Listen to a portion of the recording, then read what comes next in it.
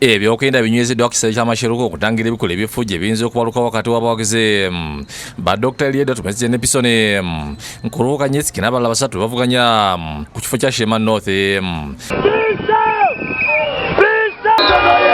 Bano buli omu abadde n'abawagizi bawerako nga buli luli lwagala okulemesa lunnaalwo okwogera. Ino yividdeko akuliyo ebyokulondesa mu NRM Shema Joseph Mugisha okwagala okuyimiriza kampeni zino olw'okusibuka empisa.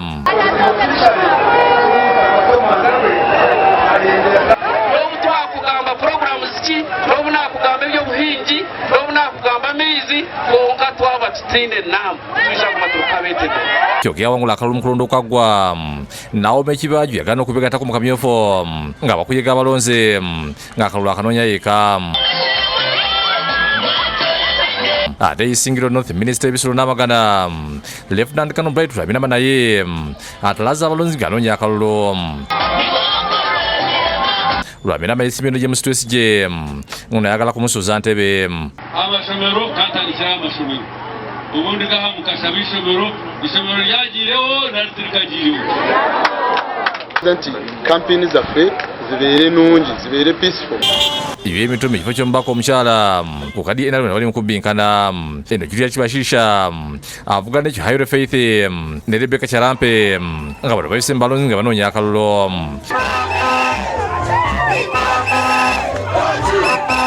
Kyokka wano buli omu naye akanoonya bubwe. Kalingi okatama sana masoforia n'ebikopo n'ebindi masimu nitubasa kugira ngo tukore mu mikoro tukireeta asintu atumba. Neera akaya Kamyufu mu kibiina ky'NRM kanyinyitidde kyokka eno omubaka omukyala Juliet Subi Kinyamatama n'omubaka webuyambasimu nga gyaviire kisoboka baazira okubba enkuŋŋaaniza awamu ne basalawo okutambula bokka. Kino tekyalabira abakulira ebyokulondera akaye okutambula n'abeesimbyewo mu nkuŋŋaana kati abakkiriza okubba enkuŋŋaaniza awamu babadde mu kabuga akeerwanira akaye ng'eno avuga ku kifo kya ssentebe wa disitulikiti abasatu okuli ssentebe aliko Samuel Kagwa Ssekamwa, Godfrey Bajongo ne John Kasibe basusse okusaba akalulu nga basuubiza ensi n'eggulu. Trump owa America alina emyaka 8 yensi kirimaanyi mu nsi yonna ng'ogamba nti akaddi osaaga tumwira amasanyalaze nyinza kuba kyamaani ng'agina obuyinza nindemu okutwala ebikondo kiganda bapaalamenti nibeeterako transforma.